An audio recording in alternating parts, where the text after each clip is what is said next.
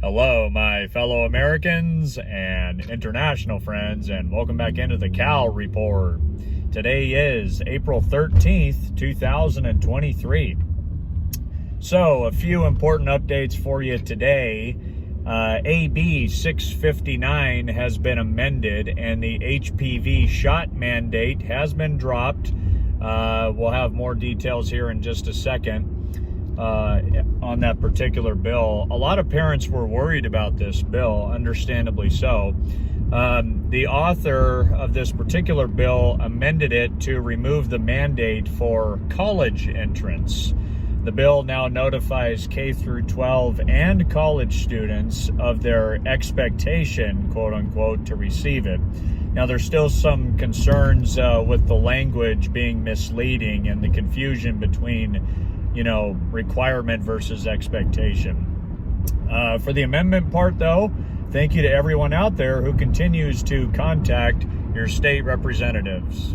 We've got more developing news coming out of San Diego. So the San Diego County Board of Supervisors unanimously approved a resolution Tuesday calling for the immediate resignation of Supervisor Nathan Fletcher, rather than waiting for his planned May 15th departure date.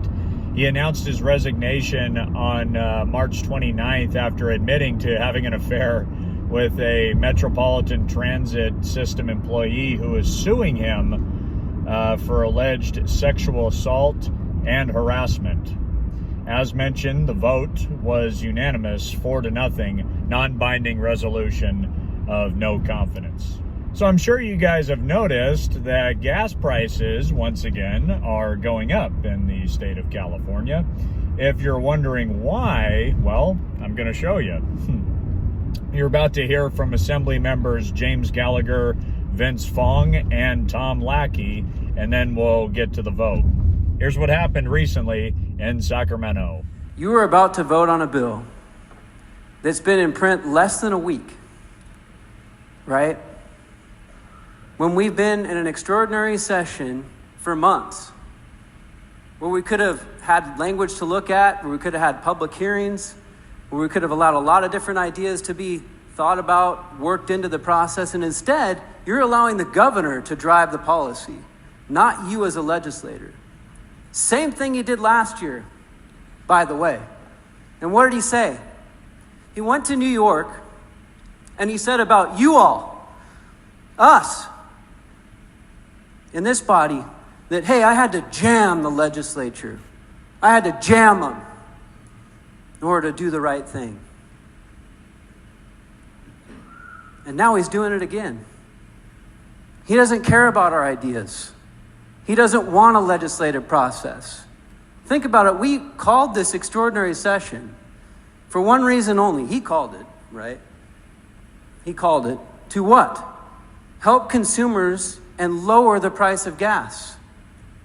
And we've heard exactly one idea. In this whole time, we've heard one idea, his. And we've had several bills that have been introduced in this extraordinary session. None of them, not yours and not mine, got a hearing or had any kind of discussion. Instead, the deal got done, not by you all, but by the governor and the leaders. And they said, okay, here you go. You're going to have to vote on it. You got a week. What kind of process is that? So part of what I'm saying today is, man, stand up for yourself. Stand up for the legislator that you are, that you were elected to be. And say, no, this is our process. We make policy. California families are demanding affordable gas prices, not more red tape. This bill, despite what the author says, does nothing to lower the price of gas. In fact, it may do the opposite and increase prices by worsening existing supply problems. The result of this short-sighted legislation will be energy market disruptions, higher costs, and energy shortages. In 2000, members, there was a report by the Attorney General Bill Lockyer, that outlined the concerns on gas prices. It warned that we needed more refining capacity, more energy infrastructure, and California's unique blend that makes us an energy island would have detrimental effects to our gas prices. Since then, these challenges have gotten worse. We've lost refining capacity. We lack energy infrastructure, and California is even more isolated when it comes to gasoline supply. And of course, we all know that taxes have gone up, and we are now paying the price literally at the gas pump. The state does not have enough gasoline refining capacity to meet demand. Let me say that one more time because it's a very, very salient point. The state does not have enough gasoline refining capacity to meet demand. Supply constraints are mostly the result of regulatory burdens and policies implemented by guess who? Our state, that do not allow procedures to meet current demand. This bill before us will further exacerbate this problem and lead to gasoline supply reduction.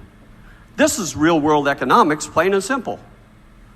Our constituents deserve real solutions to this crisis, not a hodgepodge attempt to demonstrate some kind of action was done by this body. This bill will have a disastrous impact on my commuting constituents and our economy, so I plead for you to lay off. I know you won't vote no, but at least lay off, because the rest of us from my caucus will vote no. Do yourself a favor right here and pay close attention to see which way your state assembly member voted on this particular bill. Clerk will open the roll. All those vote who desire to vote. All those vote who desire to vote. All those vote who desire to vote.